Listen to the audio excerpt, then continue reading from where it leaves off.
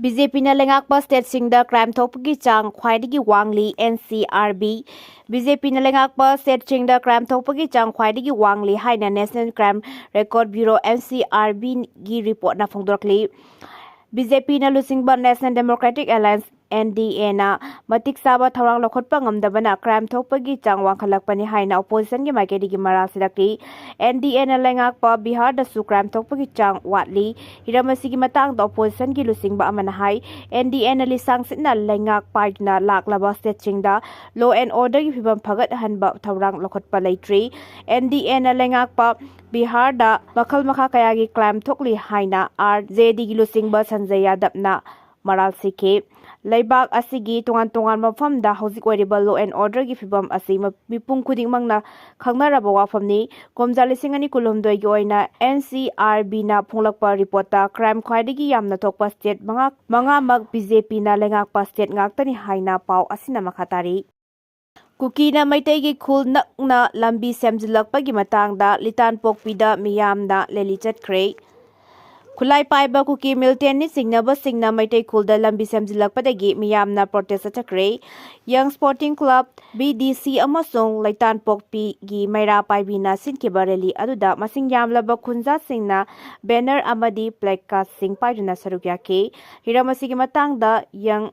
Sporting Club ki Secretary Wathok nawbana phongdokpagi matung inna Manipur gi Governor Chief Secretary amadi District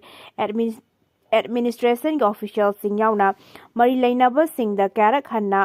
wakat pat laikre adubu ngasi phawba hiramasigi matangda mathau taba thorang amata lokhalakpa laitre maitegi khul manak nakna lambi semjilakpana miyamda chauna nungnangba pokhale reserve forest ki saruk yauna maitegi khulda lambi semjilakpagi thawok asi kudakta lefannaba thorang lokhatpam thoi haina su mahakna phongdoki leliada da saruk yakiba singna phongdorokpagi matung inna maitegi khungang amadi akoibada leiriba mafam sing lengakna ngakpi senbinaba thorang lokhalak triba phawba makata na khongjang changsin khigani hairi Bot thadabadi yaraga bot lepadi yadaba maitai singge maraibak simi amatana khanabidri maitai singna bot piraga mai pakhiba Kuki MLS singna awaba tarba masagi voter sing hanna yenglamdrei IDP bot thadabadi yaraga mirep oibadi yadaba maitai singna hauji thengariba awaba mayam asigi matangda simi amatana khanabidrei masigi mathakta maitai singna bot piraga MLA oikiba Kuki singna awaba taraba masagi Voter sing fawba hanna yengladre haina IDP singna hairi chahi kyagi mamangdagi Churachampur Kangpokpi amasung Technopol da khundaba maitai lising tara manga romna piba bot na maram oiraga district sing asigi constituency singda mirep oiriba singi maraibak leptuna lakhi district sing asida leiba maitai singna hojek yum makai thadokuna tongan relief camp singda lanjena duna leirabasu makoina mihut oina thagat khiba MLS singna karigumba makhalgi mateng amata pangbidana leiriba kumja lising amachamapan nipanda ihan hana mikal pangtokibagi matung tarakpada maitai yumthong lising khara khakna kanglup ki khenaba wakhalon thadoklaga tongan ba mirep singna bot piduna lakhibani Kuki Furukibu oirabasu natragana Naga Furukibu oirabasu maitaina bot piba mirep aduna mikhalda mai pakna lakli kumda lisingani kulumdoi ge me ahumdagi tholakkiba kanglupki irangna maram oiraga singi district singda kundaba maitai singlanje naduna awaba phibam amata leirabasu makoina bot piduna mikhalda mai pakhan kiba mihus singna mateng pangbibadi lairadana hanna yengbidabagi phibamda leiri Kumjali sing chamapan nipun dagi hauna Technopol Sadar Hills Satu Churachampur amadi atai chingi mafam singda yelhomi oiriba maitai singbu second class citizen amagi thakta thambibagum tawrakli mafam aduda khundariba maitai sing bot thadabadi yaraga mirep oinabagi righti fanghandaba lerakli singi district singda leiriba Lambi constituency pumnamakta maitai amatana mikalda mirep oiba yade Saikot Singhat amadi Thalonda Chaurakna Miyoi Lising Tara Lomna Sanglaba Chahi Humputara Taret Bothanaduna Lakhi Adubu Mirep Oinabadi Right TPB Dri Churachampurgi Kumuzamba Maitai Lekai amadi खुगा तंपाकना सिंगबा खुंदारिबा मैतै सिंगना पीबा बोटना मरम ओइरगा मिखलदा मिरेप सिंगे मराइबक लेप्तुना लाखिबनी Churachandpur SMB constituency दसु Meitei voter सिंगना माइ पाखनखिबा cookie MLA सिंगना ngasi फाउबा मफम अदुदगी लांजेनदुना लैरिबा Meitei सिंगी मतंगदा वाफम अमत्ता फोंदोकपा लैट्री सही अनि मखाइ हेलबा इरांग असिगी मतंगदा sitting MLA LM खौते यावना चुराचांदपुरदा मिरेप ओइखिबा अमत्तना अवाबा तारबा Meitei सिंग हन्ना येंगदे sitting MLA सिंगना मसामकी voter सिंग काउथोखिबा लोइनना मखोइबु माइ पाखलखिबा voter सिंग अदुगी मिरेप मिकअप मिराव खोन तासिन उसिनदबगी मोंगदा Larry टेक्नोपोल एससीगी ओइना मोरे अमदी क्वाथादा Meitei voter लिसिंग अनि रोम लै Meitei सिंगना vote पीखिबना मरम ओइरगा कुमजा लिसिंग अनि कुन्नी थोइदा लेटपाउ हाउकिपना मिखलदा माइ पाखिबनि हाइरी कुकी नत्रगा कांगलुप अमदा लौफम अमदे लम योनखिबा लैते प्रेम कुमार सेंमाइजिन part 2 joint farming cooperative society limited न कुकी नत्रगा कनागुम्बा कांगलुप अमदा लौफम नत्रगा लम सोसाइटी असिगी चेयरमैन वाइखोम सनातोंबा अमसुंग सेक्रेटरी ओइनाम ब्रोजेन लोइनना मेंबर अमतना योनखिबा लैते हाइना सोसाइटी असिगी ट्रेजर प्रेम कुमार न फोंदोरखली ngarang sengmaijing maning lekai da leiba society asigi office ta society gi chairman secretary executive member sing amadi atai member sing yauna pangthokkiba paugi mifam amada prem kumar makata na haikibada masana masabu chairman ni haijaba w naba maitai amasung masana masabu secretary ni haijaba l malengamba ngarang amasung ngasigi electronic amadi print media da phongdorakliba wafam sing semjin thajimba yumpham yaudaba ngaktani society asi kumjali sing ani taragi november 13 da matamadughi Assistant Register Cooperative Society ARCS Kaksing Oiramba Officer Amana Society Asi cancellation Tauki Madugi Matung ARCS Masamang na Kumjali Singani Trama Togi April Kunmarida Among na General Body Mifam Pangtoktuna Society Asigi Anoba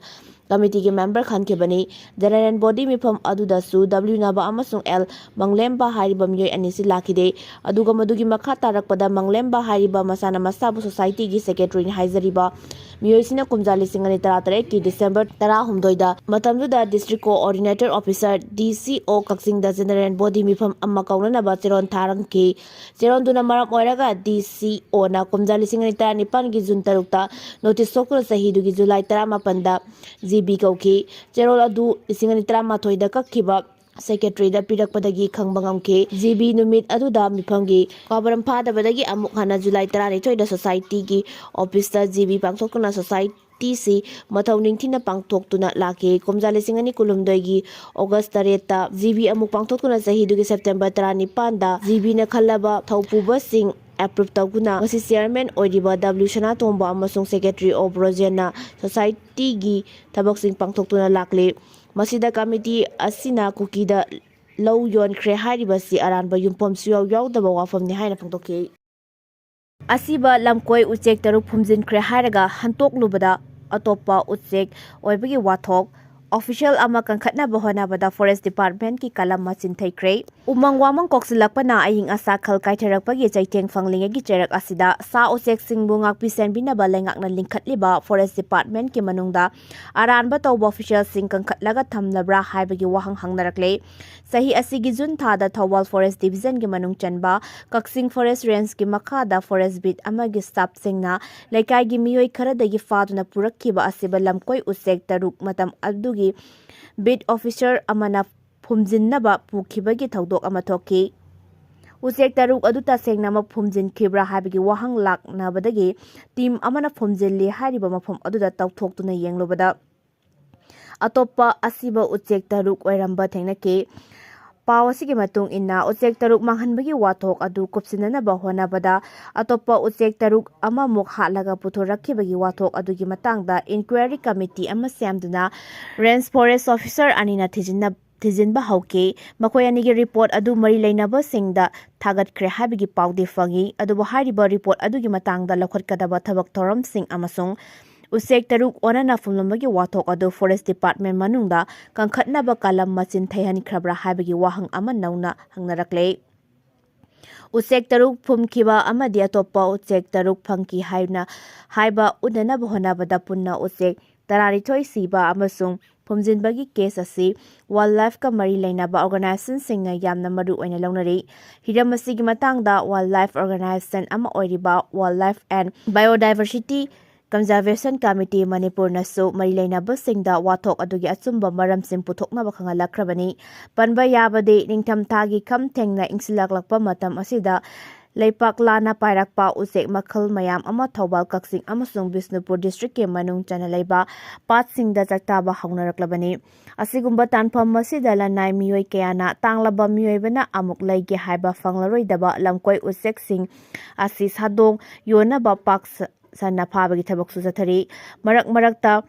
forest ꯗꯤꯄꯥꯔꯠꯃꯦꯟꯠꯀꯤ ꯀꯥꯡꯕꯨꯅ check ꯇꯧꯕ ꯂꯥꯛꯄꯗ ꯄꯥꯠꯇ ꯑꯃꯁꯨꯡ ꯄꯥꯠ ꯃꯌꯥꯗ ꯎꯆꯦꯛ ꯐꯥꯅꯕ ꯂꯥꯡ ꯀꯌꯥꯃꯔꯨꯝ ꯊꯥꯛꯂꯒ ꯊꯝꯂꯝꯕ ꯊꯦꯡꯅꯕꯗꯒꯤ ꯐꯥꯒꯠꯄꯁꯨ ꯂꯦꯞꯄ ꯂꯩꯇ꯭ꯔꯕꯅꯤ꯫ ꯂꯝꯂꯛꯀꯤ ꯁꯥ ꯎꯆꯦꯛꯁꯤꯡ ꯑꯁꯤꯕꯨ ꯅꯨꯡꯁꯤꯖꯕ ꯃꯤꯑꯣꯏ ꯀꯌꯥꯅ ꯃꯇꯝ ꯑꯃꯗꯗꯤ ꯂꯥꯡ ꯊꯥꯛꯄꯁꯤꯡ ꯑꯁꯤ ꯐꯥꯔꯒ ꯋꯥꯔꯛ ꯋꯥꯇꯦꯝ ꯇꯧꯔꯝꯃꯤ꯫ ꯑꯗꯨꯕꯨ ꯂꯣ ꯑꯦꯟ ꯑꯣꯔꯗꯔꯅ ꯃꯔꯝ ꯑꯣꯏꯔꯒ ꯃꯈꯣꯏꯅ ꯑꯗꯨꯒꯨꯝꯕ ꯊꯕꯛ ꯑꯗꯨ ꯇꯧꯕ ꯌꯥꯔꯛꯈꯤꯗꯕꯗꯒꯤ ꯍꯧꯖꯤꯛꯇꯤ ꯁꯥꯗꯣꯡ ꯌꯣꯟꯕꯒꯤꯗꯃꯛꯇ ꯂꯝꯂꯛꯀꯤ ꯁꯥ ꯎꯆꯦꯛ ꯐꯥꯕ ꯃꯤꯑꯣꯏ ꯀꯌꯥꯒꯤ ꯑꯐꯣꯡꯕ ꯊꯕꯛ ꯑꯣꯏꯔꯛꯂꯦ꯫ ꯑꯁꯤꯒꯨꯝꯕ ꯂꯣꯅ ꯌꯥꯗꯕ ꯊꯕꯛꯁꯤꯡ ꯑꯁꯤꯗ ꯀꯅꯥ ꯆꯦꯟꯅꯕꯒꯦ ꯑꯃꯁꯨꯡ ꯀꯔꯤꯒꯤꯗꯃꯛꯇ ꯃꯈꯣꯏꯕꯨ ꯐꯥꯗꯧꯔꯤꯕꯅꯣ ꯍꯥꯏꯕꯁꯤꯗ ꯃꯤꯠꯌꯦꯡ ꯊꯝꯂꯒ ꯐꯥꯅꯅꯕꯒꯤ ꯑꯈꯟꯅꯕ ꯊꯧꯔꯥꯡ ꯀꯌꯥꯃꯔꯨꯝ ꯂꯧꯈꯠꯄꯒꯤ ꯇꯉꯥꯏꯐꯗꯕ ꯂꯩꯔꯦ ꯍꯥꯏꯔꯤ꯫ ꯂꯥꯛꯂꯤꯕ ꯑꯅꯧꯕ ꯑꯦꯀꯥꯗꯦꯃꯤꯛ ꯁꯦꯁꯟꯗꯒꯤ ꯁ꯭ꯀꯨꯜꯁꯤꯡꯗ ꯗ꯭ꯔꯒ ꯐ꯭ꯔꯤ ꯑꯦꯐꯤꯗꯦꯚꯤꯠ ꯄ꯭ꯔꯣꯁꯦꯁ ꯂꯩꯉꯥꯛꯅ ꯄꯥꯏꯈꯠꯅꯕ ꯍꯣꯠꯅꯒꯗꯕꯅꯤ꯫ MSF ꯂꯝꯗꯝ ꯑꯁꯤꯗꯒꯤ ꯃꯌꯥꯏ ꯀꯥꯕ ꯗ꯭ꯔꯒ ꯃꯄꯨꯡ ꯐꯥꯅ ꯃꯨꯊꯠꯅꯕꯒꯤ ꯁꯔꯨꯛ ꯑꯃ ꯑꯣꯏꯅ ꯂꯥꯛꯂꯤꯕ 2025ꯒꯤ ꯑꯅꯧꯕ ꯑꯦꯀꯥꯗꯦꯃꯤꯛ ꯁꯦꯁꯟꯗꯒꯤ ꯁ꯭ꯀꯨꯜꯒꯤ ꯑꯦꯗꯃꯤꯁꯟ ꯄ꯭ꯔꯣꯁꯦꯁꯇ ꯗ꯭ꯔꯒ ꯐ꯭ꯔꯤ ꯑꯦꯐꯤꯗꯦꯚꯤꯠꯀꯤ ꯊꯧꯔꯥꯡ ꯄꯥꯏꯈꯠꯅꯕ ꯂꯩꯉꯥꯛꯅ ꯍꯣꯠꯅꯒꯗꯕꯅꯤ ꯍꯥꯏꯅ ꯃꯍꯩꯔꯣꯏ ꯂꯨꯞ MSFꯀꯤ ꯃꯥꯏꯀꯩꯗꯒꯤ ꯈꯪꯍꯠꯂꯛꯂꯤ꯫ ꯀ꯭ꯋꯥꯀꯩꯊꯦꯜꯗ ꯂꯩꯕ ꯃꯅꯤꯄꯨꯔ ꯁ꯭ꯇꯨꯗꯦꯟꯠ ꯐꯦꯗꯔꯦꯁꯟ MSFꯀꯤ ꯃꯌꯥꯏꯂꯣꯏꯁꯪꯗ ꯄꯥꯡꯊꯣꯛꯈꯤꯕ ꯄꯥꯎꯒꯤ ꯃꯤꯐꯝ ꯑꯁꯤꯗ MSFꯀꯤ ꯗ꯭ꯔꯒ ꯑꯦꯐꯤꯌꯔꯁꯀꯤ ꯁꯦꯀ꯭ꯔꯦꯇꯔꯤ ꯁꯂꯥꯝ ꯐꯔꯅꯥꯟꯗꯦꯁ ꯃꯩꯇꯩꯅ ꯍꯥꯏ ꯇꯨꯡꯂꯝꯆꯠꯀꯤꯗꯃꯛꯇ ꯂꯝꯗꯝ ꯑꯁꯤꯒꯤ ꯏꯟꯈꯠꯂꯛꯂꯤꯕ ꯑꯃꯁꯨꯡ ꯃꯍꯩꯔꯣꯏꯁꯤꯡꯕꯨ ꯃꯌꯥꯏ ꯀꯥꯕ ꯗ꯭ꯔꯒꯇꯒꯤ ꯂꯥꯞꯊꯣꯛꯅꯕ ꯈꯔ ꯃꯈꯩ ꯀꯜꯍꯧꯕ ꯑꯃꯗꯤ ꯃꯁꯥ ꯃꯎ ꯐꯕ ꯈꯨꯟꯅꯥꯏ ꯑꯃ ꯁꯦꯝꯒꯠꯅꯕ ꯉꯁꯤ ꯐꯥꯎꯕ ꯍꯣꯠꯅꯗꯨꯅ ꯂꯥꯛꯂꯤ꯫ ꯂꯣꯏꯅꯅ ꯇꯣꯉꯥꯟ-ꯇꯣꯉꯥꯟꯕ ꯑꯦꯋꯦꯌꯔꯅꯦꯁ ꯄ꯭ꯔꯣꯒ꯭ꯔꯥꯝ, ꯊꯕꯛ ꯊꯧꯔꯝ, ꯄ꯭ꯔꯣꯖꯦꯛꯠ ꯆꯠꯊꯈꯤꯕꯗ ꯅꯠꯇꯅ ꯀꯝꯄꯤꯇꯤꯁꯟ, ꯁꯦꯃꯤꯅꯥꯔ ꯀꯌꯥ ꯄꯥꯡꯊꯣꯛꯇꯨꯅ ꯂꯥꯛꯂꯤ꯫ ꯃꯅꯤꯄꯨꯔꯗ ꯂꯩꯔꯤꯕ ꯕꯣꯁꯦꯝ, ꯀꯣꯁꯦꯝ ꯑꯃꯗꯤ CBSEꯒꯤ ꯃꯈꯥꯗ ꯂꯩꯔꯤꯕ ꯂꯩꯉꯥꯛ ꯑꯃꯗꯤ ꯂꯅꯥꯏ ꯃꯍꯩꯂꯣꯏꯁꯪ ꯈꯨꯗꯤꯡꯃꯛꯅ ꯇꯉꯥꯏ ꯐꯗꯅ ꯉꯁꯤꯒꯤ ꯃꯤꯔꯣꯜ ꯑꯃꯗꯤ ꯂꯥꯛꯀꯗꯧꯔꯤꯕ ꯃꯤꯔꯣꯜ ꯑꯁꯤꯕꯨ ꯇꯨꯡꯒꯤꯗꯃꯛ ꯑꯆꯧꯕ ꯊꯧꯗꯥꯡ ꯂꯧꯗꯨꯅ ꯃꯍꯩꯔꯣꯏꯁꯤꯡꯕꯨ ꯑꯔꯥꯟꯕ ꯂꯝꯕꯤꯗ ꯆꯠꯈꯤꯗꯅꯕ ꯍꯣꯠꯅꯃꯤꯟꯅꯕ ꯃꯊꯧ ꯇꯥꯏ ꯍꯥꯏꯈꯤ꯫ ꯃꯁꯤꯒꯤ ꯁꯔꯨꯛ ꯑꯃ ꯑꯣꯏꯅ ꯃꯍꯩꯔꯣꯏꯁꯪ ꯑꯃꯒꯤ ꯀꯦꯝꯄꯁ ꯑꯁꯤ ꯁꯦꯡꯂꯕ ꯃꯍꯩꯒꯤ ꯍꯧꯔꯛꯐꯝ ꯑꯃ ꯑꯣꯏꯅ ꯁꯦꯝꯒꯠꯅꯕ, ꯇꯤꯟꯖꯪ ꯀꯥꯏꯖꯪꯗꯅꯕ ꯑꯃꯗꯤ ꯑꯐꯕ ꯃꯍꯩꯔꯣꯏ ꯄꯨꯊꯣꯛꯄ ꯉꯝꯅꯕ ꯁ꯭ꯀꯨꯜꯒꯤ ꯑꯣꯊꯣꯔꯤꯇꯤꯁꯤꯡꯅ ꯃꯔꯨꯑꯣꯏꯕ ꯊꯧꯗꯥꯡ ꯂꯧꯗꯨꯅ ꯃꯍꯩꯔꯣꯏꯁꯤꯡꯒꯤ ꯑꯦꯗꯃꯤꯁꯟ ꯄ꯭ꯔꯣꯁꯦꯁꯇ ꯃꯍꯩ-ꯃꯁꯤꯡꯗ ꯋꯥꯈꯜ, ꯄꯨꯛꯅꯤꯡ, ꯍꯛꯆꯥꯡꯗ ꯆꯩꯊꯦꯡ ꯄꯤꯔꯛꯀꯗꯕ ꯃꯌꯥꯏ ꯀꯥꯕ ꯗ꯭ꯔꯒ ꯑꯁꯤ ꯆꯥꯔꯣꯏ, ꯂꯥꯟꯅ ꯁꯤꯖꯤꯟꯅꯔꯣꯏ ꯍꯥꯏꯕꯒꯤ ꯂꯣꯒꯤ ꯑꯣꯏꯕ ꯋꯥꯁꯛꯆꯦ ꯑꯃ ꯇꯉꯥꯏ ꯐꯗꯅ ꯃꯍꯩꯔꯣꯏ, ꯃꯃꯥ-ꯃꯄꯥ ꯑꯃꯗꯤ ꯁ꯭ꯀꯨꯜꯒ ꯄꯨꯟꯅ ꯈꯨꯌꯦꯛ ꯄꯤꯗꯨꯅ ꯑꯦꯒ꯭ꯔꯤꯃꯦꯟꯠ ꯂꯧꯃꯤꯟꯅꯕꯒꯤ ꯗꯣꯀꯨꯃꯦꯟꯠ ꯑꯁꯤ ꯃꯊꯧ ꯇꯥꯏ꯫ ꯃꯁꯤꯒꯤ ꯊꯧꯗꯥꯡ ꯑꯁꯤ ꯂꯧꯈꯠꯄ ꯇꯉꯥꯏ ꯐꯗꯦ꯫ ꯃꯔꯝ ꯑꯁꯤꯅ ꯁ꯭ꯀꯨꯜ, ꯐꯦꯃꯤꯂꯤ ꯑꯅꯤꯒꯤ ꯃꯔꯛꯇ ꯁꯦꯝꯒꯠꯄ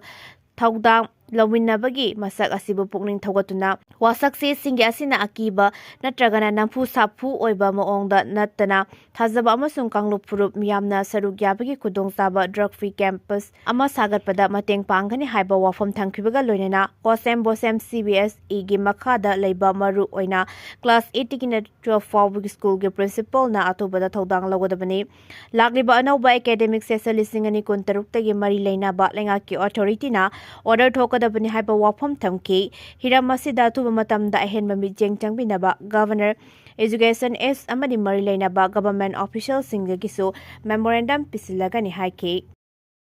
ꯉꯝꯈꯩꯗ ꯆꯥꯏꯅꯥꯅ ꯑꯔꯣꯟꯕ ꯂꯥꯟꯕꯟ ꯁꯥꯔꯛꯂꯦ꯫ ꯏꯟꯗꯤꯌꯥꯒꯤ ꯉꯝꯈꯩꯗ ꯐꯨꯠ 13,100 ꯋꯥꯡꯕ ꯃꯐꯝꯗ ꯆꯥꯏꯅꯥꯅ ꯑꯔꯣꯟꯕ ꯂꯥꯟꯕꯟ ꯁꯥꯖꯤꯜꯂꯛꯂꯦ ꯍꯥꯏꯕ ꯁꯦꯇꯤꯂꯥꯏꯠ ꯏꯃꯦꯖꯗꯒꯤ ꯈꯪꯕ ꯉꯝꯂꯦ꯫ ꯕꯩꯖꯤꯡꯅ ꯂꯨꯟꯖꯦ, ꯔꯨꯔꯥꯝ ꯑꯃꯁꯨꯡ ꯇꯤꯡꯒ꯭ꯔꯤꯗ ꯁꯦꯝꯒꯠꯂꯛꯂꯤꯕ ꯏꯌꯔꯕꯦꯁ ꯑꯍꯨꯝ ꯑꯗꯨꯗꯒꯤ ꯐꯥꯏꯇꯔ ꯖꯦꯠ, ꯍꯦꯂꯤꯀꯣꯞꯇꯔ ꯑꯃꯗꯤ ꯁ꯭ꯄꯥꯏ ꯗ꯭ꯔꯣꯟ 32 ꯍꯦꯟꯅ ꯂꯣꯟꯆ ꯇꯧꯕꯒꯤ ꯈꯨꯗꯣꯡꯆꯥꯕ ꯂꯩ꯫